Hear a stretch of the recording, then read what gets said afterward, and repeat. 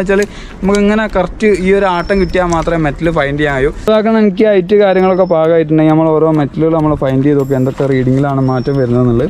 ആദ്യം നമ്മൾ നോക്കാൻ പോകുന്ന ഇരുമ്പാട്ടോ. ആദ്യം നമ്മൾ സെൻസിറ്റീവ് ഇതാക്കാൻ രണ്ടിലാണിട്ട് നമ്മൾ ഇരുമ്പിൻ്റെ റീഡിങ് ഒന്ന് നോക്കാം.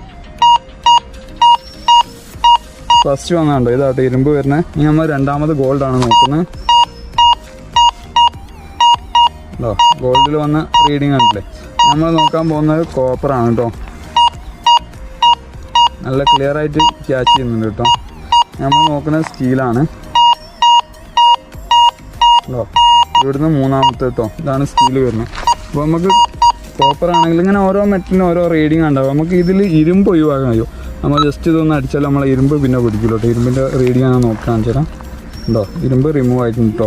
പക്ഷെ ബാക്കിയുള്ള മെറ്റലൊന്നും നമുക്ക് റിമൂവ് ചെയ്യാൻ കഴിയില്ല. ഗോൾഡ് കാണാൻ അങ്ങനെ നമുക്ക് ഗോൾഡാണോ നോക്കി മനസ്സിലാക്കാം. Okay, sensitivity